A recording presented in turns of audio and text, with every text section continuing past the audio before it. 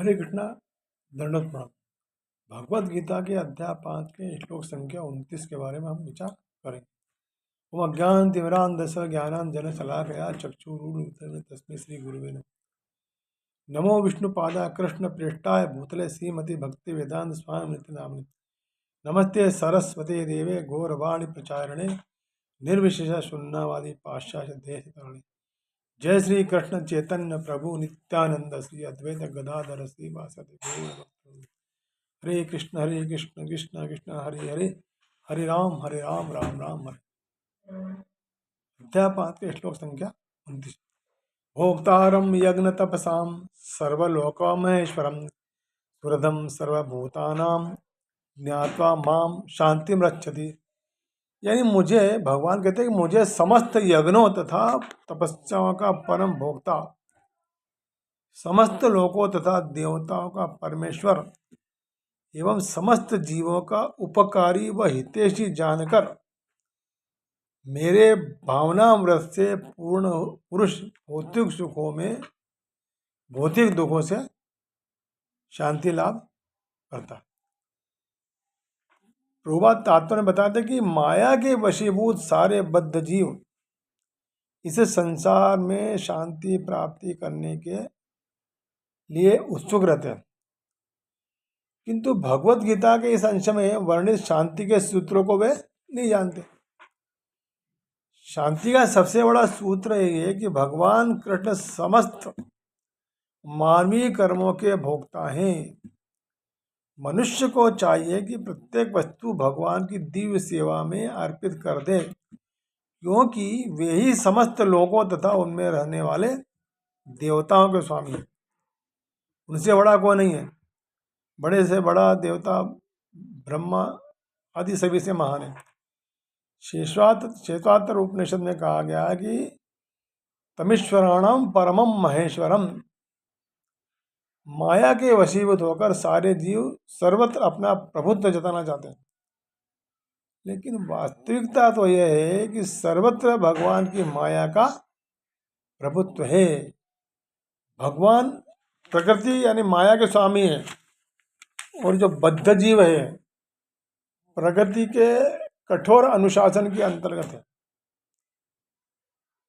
जब तक कोई इन तथ्यों को समझ नहीं लेता तब तक संसार में व्यष्टि या समष्टि रूप में शांति प्राप्त कर पाना असंभव है।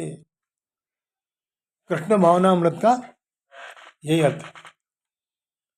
भगवान कृष्ण परमेश्वर हैं तथा देवताओं सहित सारे जीव उनके आश्रित हैं। कृष्ण भावनामृत में रहकर ही पूर्ण शांति प्राप्त की जा सकती है। ये 5वां अध्याय है कृष्ण भावनामृत की, जिसे सामान्यता कर्मयोग कहते हैं। व्यावहारिक व्याख्या। यहाँ पर इस प्रश्न का उत्तर दिया गया है कि कर्मयोग से मुक्ति किस तरह प्राप्त होती है।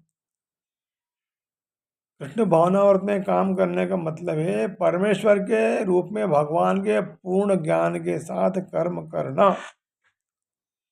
ऐसा कर्म दिव्य ज्ञान से भिन्न नहीं होता है।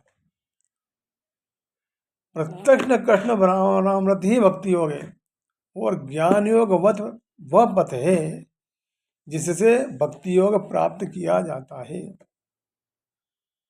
कृष्ण भावनामृत का अर्थ है परमेश्वर के साथ अपने संबंध का पूर्ण ज्ञान प्राप्त करके कर्म करना, और इस चेतना के पूर्णता का अर्थ है कृष्ण या श्री भगवान का पूर्ण ज्ञान।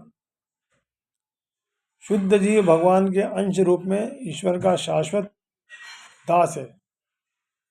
यह माया पर प्रभुत्व जाने की इच्छा से ही माया के संपर्क में आता है, और यही उसके कष्टों का मूल कारण है।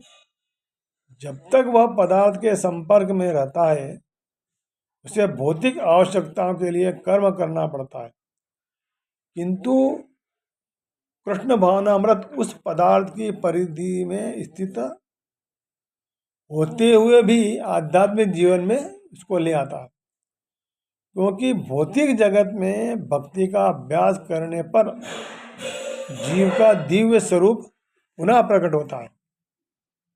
जो मनुष्य जितना ही प्रगत है, एडवांस है, वह उतना ही पदार्थ के बंधन से मुक्त रहता है। भगवान किसी का पक्षपात नहीं करते।